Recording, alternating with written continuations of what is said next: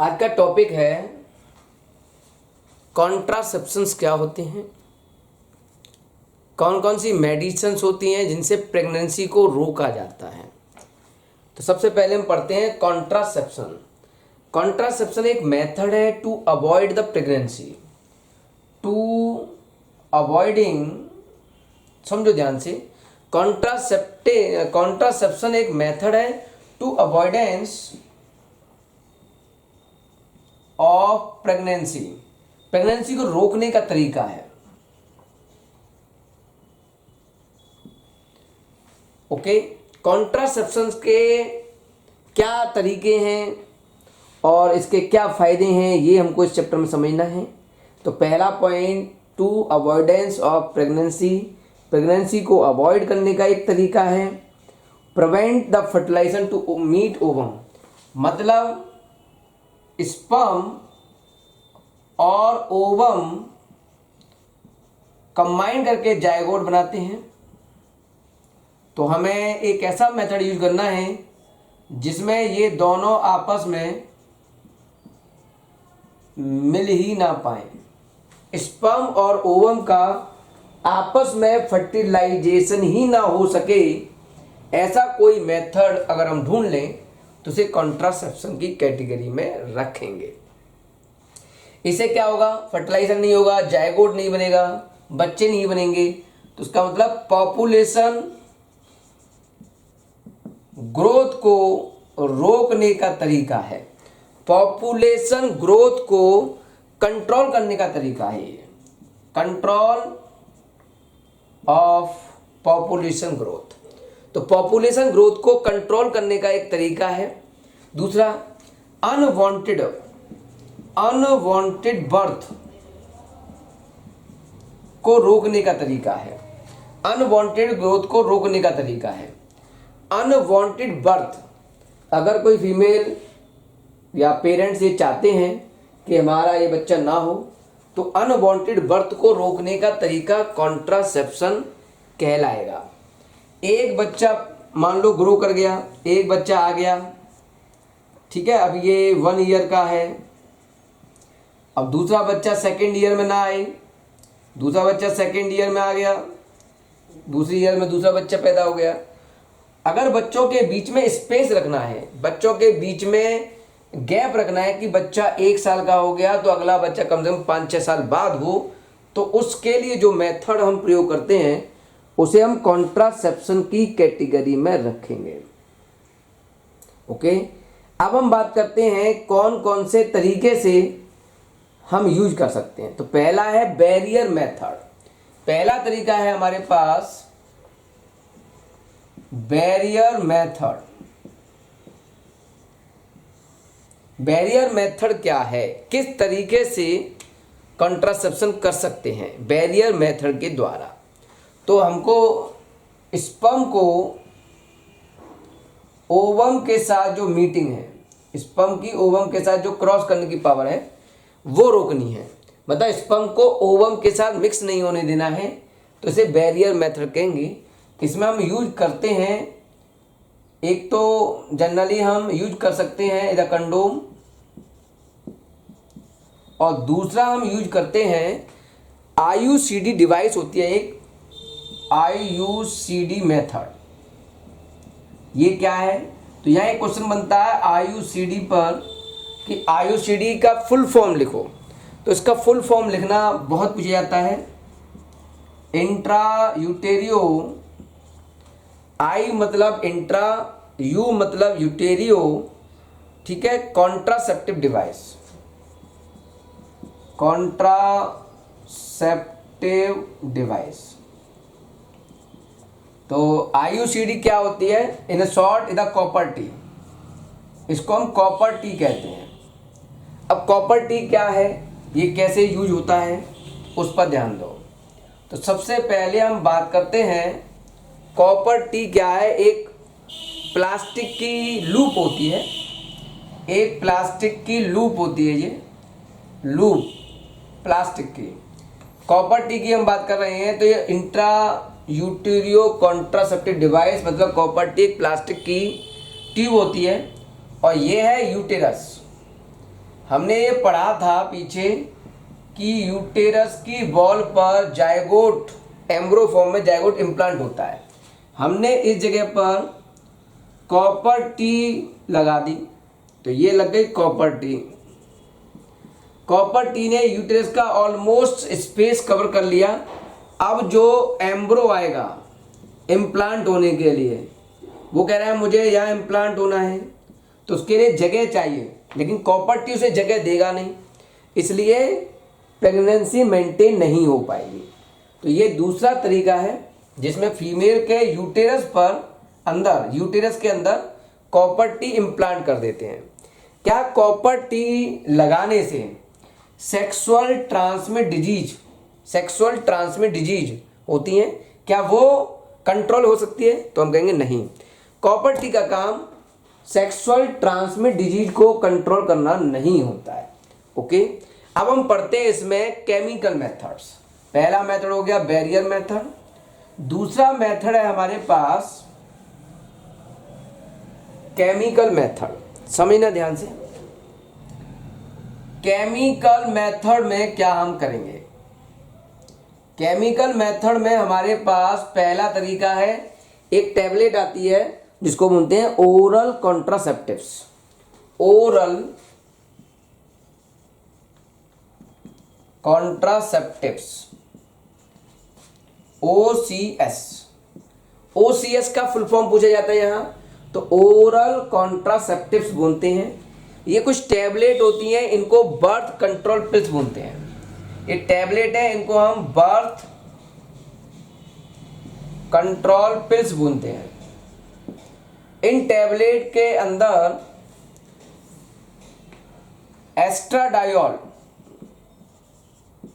Estradiol chemical होता है। Estradiol chemical होता है और फीमेल इस टैबलेट को खा लेती है, जिससे कि उनके अंदर ओवुलेशन स्टॉप हो जाए। फीमेल इन टैबलेट को खाएगी तो ओवुलेशन एक प्रोसेस थी जिसके थ्रू ओवरी से ओवम रिलीज होते थे। अब ये केमिकल ओवुलेशन ही नहीं होने देगा, ये ओवुलेशन नहीं होने देगा तो ये ओवम रिलीज नहीं होंगे। अब ओवम ही रिलीज नहीं होंगे तो फर्टिलाइजेशन नहीं हो पाएगा। तो ओरल कॉन्ट्रासेप्टिव दवाइयाँ ये इस तरह से काम करती हैं। दूसरा तरीका होता है, कुछ क्रीम आती हैं जिनको हम बोलते हैं, स्पेलिंग देख लो, स्पर्मी कैट्स क्रीम। ये कुछ क्रीम आती हैं, इनको, ये कुछ केमिकल्स हैं, इनको फीमेल वेजाना पार्ट में लगा लेती हैं और जिसकी वजह से जैसे स्पर्म वेजना में आएंगे, स्पर्म जो है वो मर जाते हैं, इसकी सहायता से स्पर्म मर जाती हैं। तो ये एक केमिकल है, तो इसको बोलते हैं हम केमिकल मेथड। अब हम बात करते हैं सर्जिकल मेथड की। दो हमारे पास सर्जिकल मेथड है, उनको भी समझना होगा। हमारे पास तीसरा तरीका है सर्जिकल मेथड।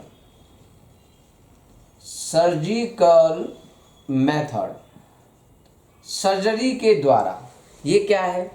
हमने बताया था मेल के अंदर ये टेस्टिस है और टेस्टिस से निकलती थी एक ट्यूब जिसको हम बोलते थे वासा डिफरेंस। इसका काम था स्पर्म को कैरी करना। तो यहां से स्पर्म इसमें आई, तो हम लोग क्या करते हैं, मेल के अंदर इस ट्यूब को काट कर, यहां से काट दिए, इस तरह से हमने काट दी है ट्यूब और इसको इधर से कट करके बाइंड कर दिया, तो जिससे कि स्पर्म अब फर्दर आगे ट्रांसफर नहीं हुए। तो मेल के अंदर वासा डिफरेंस ट्यूब को हम कट कर देते हैं। इस प्रोसेस को हम बोलते हैं वेसेक्टोमी। इस प्रोसेस का नाम हम लिख देते हैं यहाँ वेसेक्टोमी, VASECTOMY। ओके, ऐसे फीमेल में ये ओवरी है, ओवरी से इस तरह से एक फनल होती है जिसको बोलते हैं ओविडक्ट। ओविडक्ट, इस ट्यूब को काट देते हैं हम, और काटने के बाद इसको बाइंड कर देते हैं, जिससे कि यहाँ ओवम जो बनेंगे वो आगे फॉरवर्ड नहीं होंगे। तो इसमें ओविडक्ट ट्यूब को हमने कट कर दिया। ओके, इसको काट दिया। इस कंडीशन को बोलते हैं हम ट्यूबेक्टोमी। तो फीमेल के अंदर बाई ट्यूबेक्टोमी और मेल के अंदर बाई वैसेक्टोमी मेथड्स होते हैं, सर्जिकल मेथड। इनके द्वारा हम स्पर्म या ओवम को आगे फॉरवर्ड होने से ही रोक देते हैं। Sexually transmitted disease, sexually transmitted disease STDs, ये कम्युनिकेबल डिजीज है। कम्युनिकेबल डिजीज का मतलब एक से दूसरे में फैलने वाली, और ये सेक्सुअल कॉन्टेक्ट से फैलती है। इसमें पहली डिजीज का नाम है गोनेरिया, GONORR है ये, और HOEA, गोनेरिया। गोनेरिया नाम की ये डिजीज एक सेक्सुअल ट्रांसमिट डिजीज है, और ये बैक्टीरिया से फैलती है। उस बैक्टीरिया का नाम है neisseria gonorrhoea, NESSERIA, neisseria gonorrhoea bacteria. इस बैक्टीरिया से, निसेरिया गोनेरिया बैक्टीरिया से ये गोनेरिया डिजीज फैलती है। ओके, और इसमें मोस्टली जो विक्टिम हैं वो फीमेल है, मतलब इसमें मेल से ज़्यादा फीमेल प्रॉब्लम में आती है, और फीमेल विक्टिम है, मतलब फीमेल की वजह से फैलती है। तो विक्टिम इसमें फीमेल है मेनली। और क्या सिम्टम्स होंगे वो हमको समझना है। तो इसमें जब ये डिजीज हो जाती है तो इसमें पहली प्रॉब्लम रहती है painful urination, painful urination in female. Female के अंदर सिम्टम्स होंगे painful urination of female. Okay, pain रहेगा यूरिन करते समय। दूसरा जो आपको ध्यान रखना है, मेल के अंदर क्या होगा, अगर इन्फेक्टेड फीमेल के कांटेक्ट में आता है नॉर्मल मेल, विक्टिम फीमेल ही है यहां, और इसके कांटेक्ट में जब मेल आता है तो उस मेल के अंदर क्या प्रॉब्लम आएंगी, उसके अंदर प्रॉब्लम रहेगी स्किन प्रॉब्लम। उसकी स्किन पर धब्बे पड़ जाएंगे, दाग हो जाएंगे, स्किन लेशन, फपोले टाइप के पड़ जाते हैं। तो ये था गोनेरिया। गोनेरिया एक सेक्सुअल ट्रांसमिटेड डिजीज है। गोनेरिया एक सेक्सुअल ट्रांसमिटेड डिजीज है जो कि निसेरिया गोनेरिया बैक्टीरिया से होती है। इसका विक्टिम मोस्टली फीमेल होता है। फीमेल के अंदर पेनफुल यूरिनेशन रहता है। अगर उस इन्फेक्टेड फीमेल के कांटेक्ट में मेल आता है तो मेल के अंदर स्किन लेसन, स्किन के ऊपर लेसा टाइप का बन जाता है, मतलब स्किन पर, जैसे ये स्किन है आपकी, उस पर इस तरह से घाव हो जाएंगे, फिर उसमें से पानी सा रिसना शुरू हो जाएगा, जब कोट टाइप की बीमारी एक तरह से हो जाती है। दूसरा जो सेक्सुअल ट्रांसमिट डिजीज है वो है हमारे पास सिफिलिस। दूसरी बीमारी का नाम है सिफिलिस, SYPHILIS, सिफिलिस बीमारी है। ये भी एक बैक्टीरिया से होती है जिसको हम ट्रेपोनीमा पैलिडियम कहते हैं। ये फैलती है ट्रेपोनीमा पैलिडियम नाम के बैक्टीरिया से। इसका जो मेन कॉज है वो है ट्रेपोनीमा पैलिडियम बैक्टीरिया, उसकी वजह से ये बीमारी फैलती है। और इस बीमारी का जो विक्टिम है वो भी फीमेल होती है। इसमें इन्फ्लेमेशन होता है,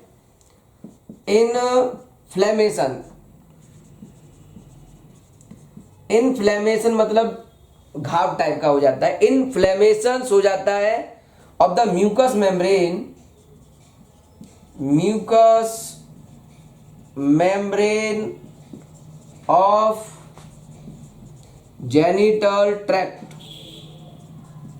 जो जेनिटल ट्रैक्ट होते हैं उनके अंदर जो म्यूकस मेम्ब्रेन है उन पर घाव हो जाते हैं अंदर, ओके, वेजाइना के अंदर और पेनिस के अंदर, और स्किन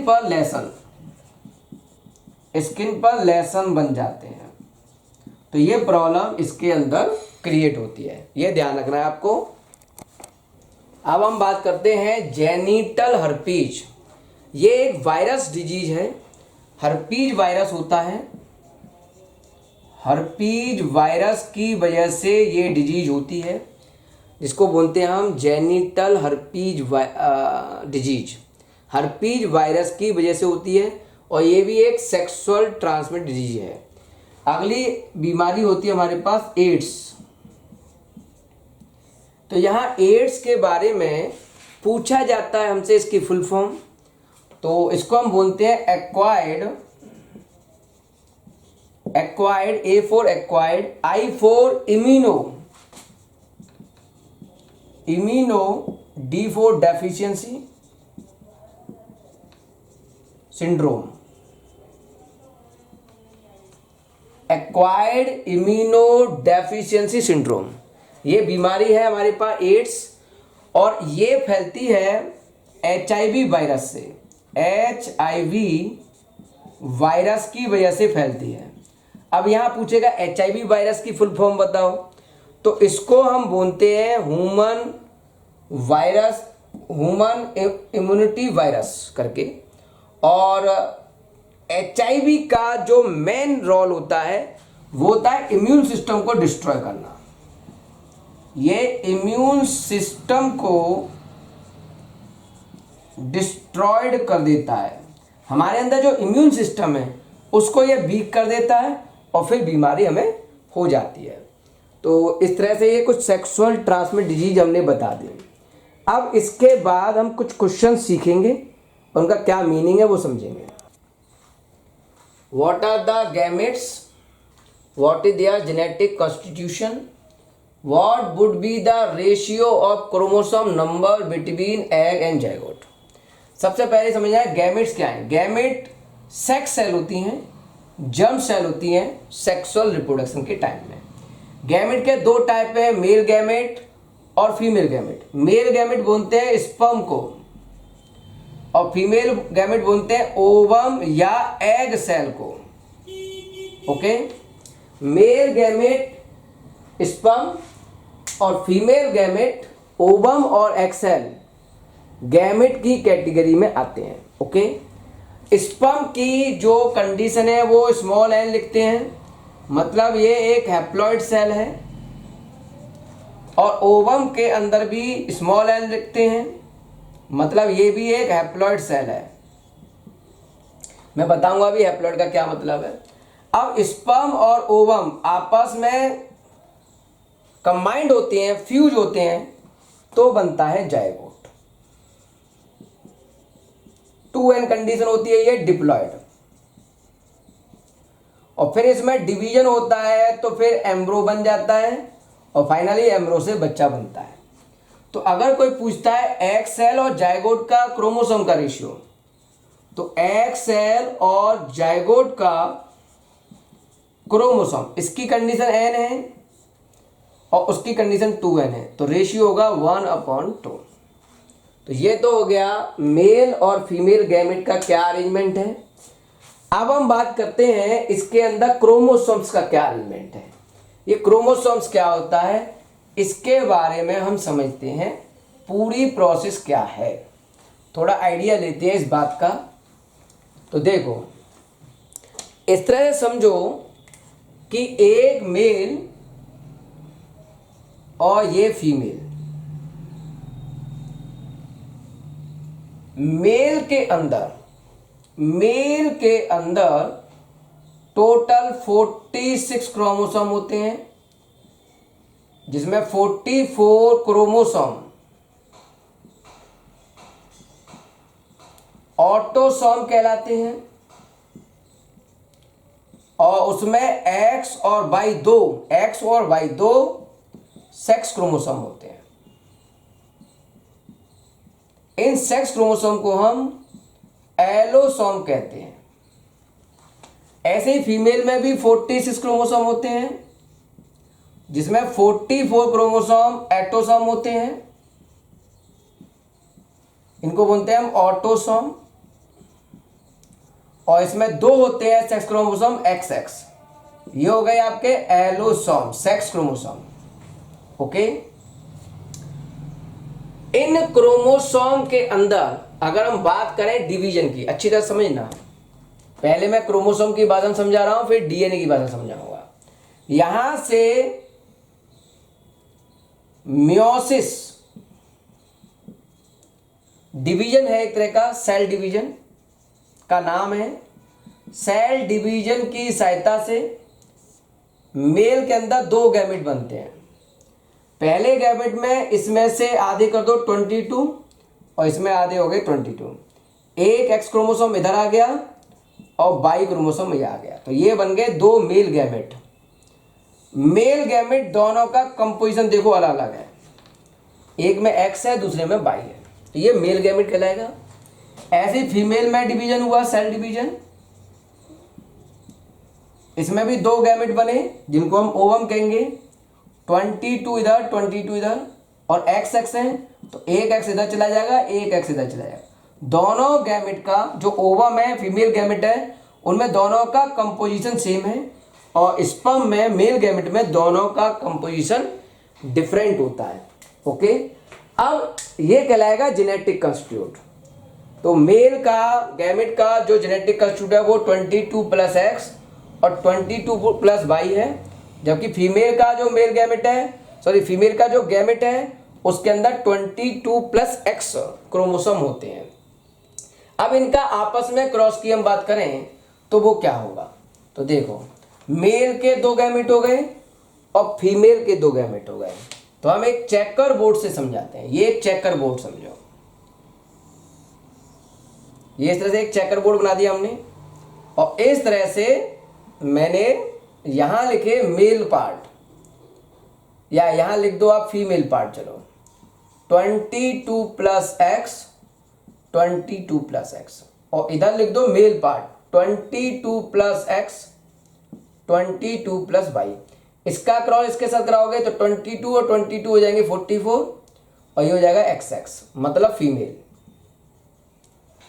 अगर ये क्रोमोसोम इसके साथ कंबाइन करता है तो 44XX, मतलब फीमेल। ओके, अब ये इसके साथ क्रॉस करता है तो 44XY, मतलब मेल। ये इसके साथ क्रॉस करता है तो 44XY, मतलब मेल। मतलब 2 फीमेल 2 मेल का कंपोजिशन है, मतलब 1:1 का कंपोजिशन आया, मतलब 50% चांस है कि बच्चा या तो मेल होगा या फिर फीमेल होगा। ये डिसाइड कौन कर रहा है भाई, फीमेल के गैमेट तो एक जैसे हैं, अगर मेल का गैमेट इसके साथ कंबाइन करता है तो फीमेल बनती है, लेकिन अगर ये वाला गैमेट कंबाइन करता है तो मेल बनता है। तो यहां बच्चे का सेक्स मेल है या फीमेल, ये डिसाइड मेल के क्रोमोसोम करते हैं, मेल के गैमेट्स करते हैं। तो रेस्पॉन्सिबल यहां मेल है कि बच्चा मेल होगा या फीमेल होगा। ये बात समझ में आई।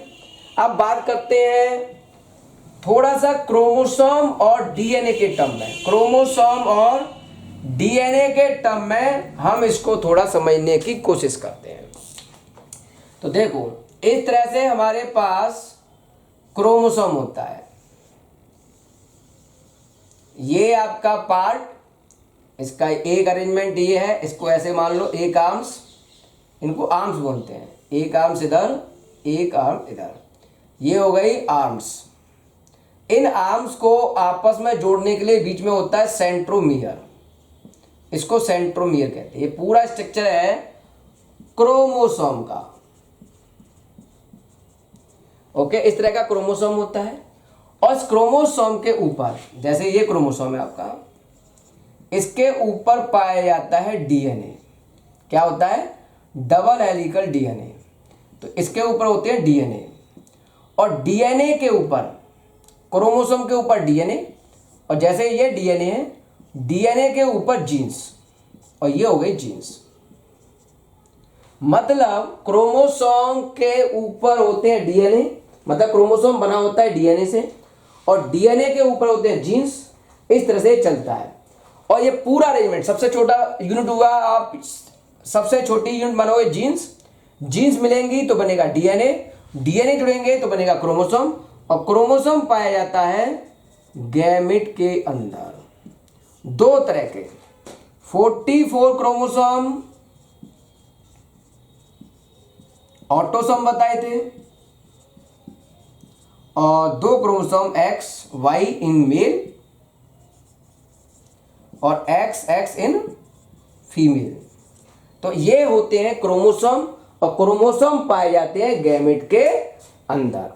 ओके, तो इसमें जो मेनली जीन्स हैं वो जेनेटिक कंस्टिट्यूट है। जीन्स के द्वारा ही पेरेंट्स के कैरेक्टर एक जनरेशन से दूसरी जनरेशन में ट्रांसफर होते हैं। मैं थोड़ा आइडिया दे रहा हूं के बाद, अब समझो कैसे ट्रांसफर होते हैं, थोड़ा जनरल आइडिया दे रहा हूं। तो मान लो ये है मेल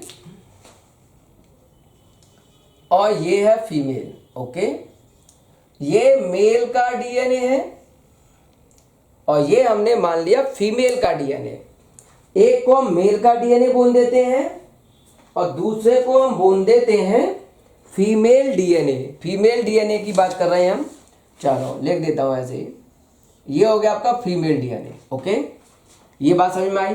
अब क्या होता है उस पर ध्यान दो। होगा क्या, सबसे पहले मेल के अंदर इन डीएनए की कॉपी बनेगी, डीएनए की कॉपी बनेगी। पहले डीएनए की कॉपी बनती है तो ये डीएनए की कॉपी बन गई। ओके, ऐसे ही फीमेल के अंदर डीएनए की कॉपी बनी, तो ये हो गया ओरिजिनल डीएनए। ओरिजिनल डीएनए, उसके अंदर कॉपी बनी, ये हो गई इसकी कॉपी पार्ट, कॉपी डीएनए। उसके बाद क्या होगा, ये डीएनए अपना अरेंजमेंट हेलिकल जो है, ये हेलिकल्स कहलाते हैं, ये खुल जाते हैं इसके, ये इसका हेलिकल खुल गया, ये इसका, इस तरह से। ऐसे ही फीमेल के हेलिकल खुल गए, फिर एक पार्ट इसका और एक पार्ट इसका आपस में कंबाइन करता है। तो ये मेल का और ये फीमेल का डीएनए आपस में इस तरह से कंबाइन करके एक नया डीएनए बन गया, जिसमें मेल पार्ट भी होगा और फीमेल पार्ट भी होगा। इसलिए बच्चे के अंदर पेरेंट्स की दोनों की प्रॉपर्टीज होती हैं, फादर की भी और मदर की भी। तो इस तरह से बच्चे के अंदर डीएनए की कॉपी आती है और यह डीएनए की कॉपी सेम रहती है, जैसा डीएनए का अरेंजमेंट था वैसे ही बन के आ गया। मतलब अगर मेल में 46 क्रोमोसोम है, फीमेल में 46 क्रोमोसोम है, समझना ध्यान से। तो यहाँ ये डिवाइड हुए 23 में, ऐसे यहाँ डिवाइड हुए 23 में।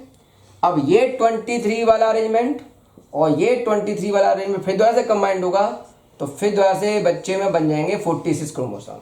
तो क्रोमोसोम की संख्या मेंटेन रहती है, ये इसकी कॉन्स्टेंसी को शो करता है।